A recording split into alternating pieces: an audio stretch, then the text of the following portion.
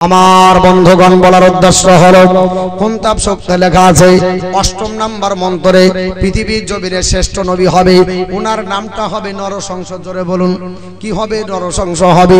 বলে হয়েছে পৃথিবীর জমিনে ইদং জনকরস নর ইদং জনন ইদং জনক ইদং জনতস্য নবসত্য সরসস নরসংস ইস্ত বিশ্ব ষষ্ঠিং সহস্রনবতিং চা কৌরাম আরুষ্মে সুদদ্দহে।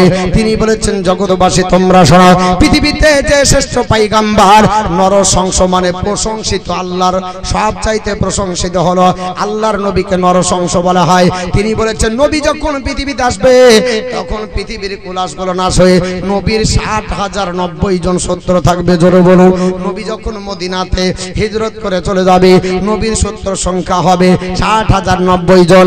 আর নবীকে বলা হবে চরম প্রশংসিত। নবীর আরেকটা নাম হবে মামহ। মামহ মানে আল্লাহর চরম প্রশংসাকারী। দুটো শব্দের বাংলা মিনিং এক হয়ে গেল। পৃথিবীর জমিনে ওই নবী চিনতে পেরে গেলাম। ওই নবীর একটু পরিচয় দেন, নবী কোন জায়গাতে আসবে, নবীর তারিখ বলে দেন। গুরু আপনার বেদব্যাস বলছে, শোনো, সম্বল বিষ্ণু যশগৃহী পদর্ভাবম সুমিতাং মাতরি কন্যা অন্তন নিদশদ।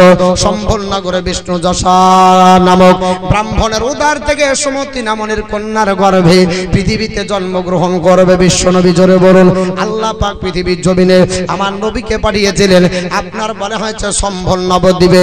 সম্বল শব্দের ৪টি, আপনার সম্বল শব্দের ২টি অর্থ ঐতিহাসিক কুদরাতুল্লাহ বলেছে। একটা হলো তট, একটা হলো আপনার বলা হয়েছে শান্তির জায়গা। আপনার পৃথিবীতে একটাই দেশ আছে যার চতুর্দিকে পানি আছে বাবা, সেই দেশটাকে তট বলা হয়। কেউ বদ্বীপ বলে, বলে কি বলে না। তট কাকে বলে? যার চতুর্দিকে পানি আছে।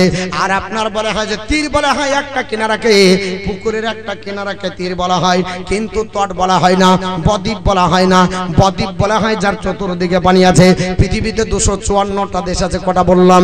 পৃথিবীতে ২৫৪টা দেশ। পৃথিবীর আন্তর্জাতিক খ্যাতি সম্পন্ন আপনার যারা আদমশুমারি তারা সমীক্ষা করে বলে দিয়েছে, পৃথিবীতে ২৫৪টা দেশের মধ্যে কোন দেশের চতুর্দিকে পানি নাই, একটা দেশের চতুর্দিকে পানি আছে। যেই দেশটার নাম হল আরব। একদিকে পারস্য উপসাগর, একদিকে লোহিত সাগর, একদিকে ভূমধ্য সাগর, একদিকে আরব সাগর। ৪টি সাগরের পরিবেষ্টিত দেশ, ওই দেশের নাম আরব। বোঝা গেল ওটা তট।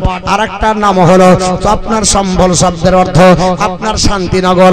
নবী যেই জায়গাতে জন্মগ্রহণ করবে ওই দেশটা হবে শান্তিনগর। আল্লাহ কোরআনে বলেছে, সূরাটির নাম সূরা ৩, ওয়াহাজাল বালাদিল আমিন, আমি আল্লাহ পাক এই শহরটাকে শান্তিনগর বানিয়েছি। জোরে বলুন সুবহানাল্লাহ। বোঝা গেল দুটি দিক থেকে আল্লাহর নবী শান্তিনগরে জন্মগ্রহণ করেছে। এ গুরু বেদব্যাস বলে দাও, নবী কবে তাহলে পৃথিবীতে আসবে? নবীর জন্ম তারিখ বলতে হবে। তিনি বলছেন হ্যাঁ হ্যাঁ হ্যাঁ, নবীর জন্ম তারিখ বলে দে। তিনি বললেন, আমার ভক্তবৃন্দরা, নবী জন্মগ্রহণ করবে কবে ওর আপনার পরিচয় দিয়ে তিনি বলছেন, দ্বাদশ শুক্ল পক্ষ সে মাধবে মামে আধব যাতে দদৃশ্যত পুত্রং পিতৃ হিষ্ট মানুষ। বৈশাখ মাসের শুক্ল পক্ষীয় দ্বাদশীতে কলির অবতার জন্মগ্রহণ করবে।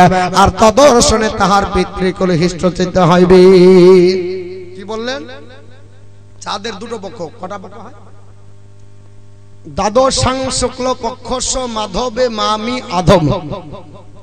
দ্বাদশ মানে ১২, শুক্ল পক্ষ মানে হচ্ছে শুক্ল পক্ষ আমরা সবাই জানি দুটো পক্ষ, শুক্ল পক্ষ কৃষ্ণ পক্ষ। নাই ১৫ তারিখকে শুক্ল পক্ষ বলা হয়, মানে চাঁদ। শুক্ল মানে শুভ্র আলো, আর কৃষ্ণ মানে কালো, মানে অন্ধকার। দোকান বলতে চাইছিলাম আপনাদের কাছে, আমার নবীর প্রশংসা করতে চাইছিলাম।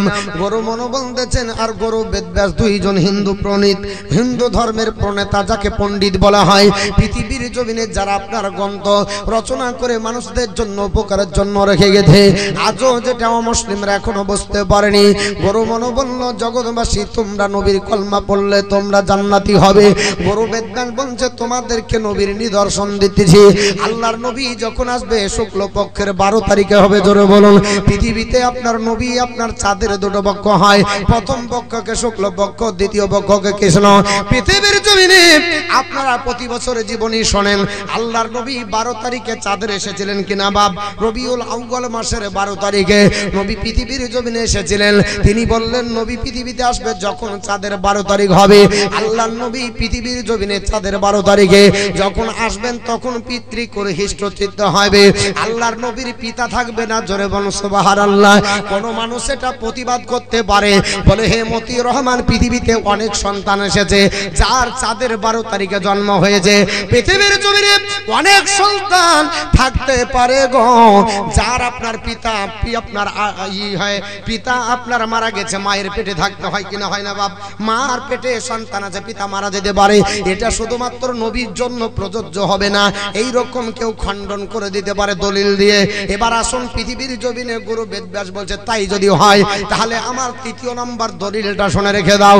ওই নবী যখন পৃথিবীতে আসবে, নবীর পরিচয় দিতেছি। তিনি বলছেন শোনো, ইতস্মিন নন্ত্রে মিলে 4 জন সমন্বিত, মোহাম্মদ ইতি খ্যাত শিষ্য শাখা সমন্বিত, নিপোষৈচ মহাদেবং মোর স্থল নিবাসিনং গঙ্গা জলস্য সংসপ্প পঞ্চগব্য সমন্বিতে চন্দন দিভির ভর্চতষ্টাবমন সহর নমস্তে গিরিজানাথ মোর স্থল নিবাসিনম আপনার ত্রিপুরা সন্ন্যাসা বহুমায়া প্রবর্তিন লিঙ্গ ছেদ শিকাহীন শস্যধর সদস্কোচ্চলাপি সর্বভোগে ভবিষ্যতে জনমায়।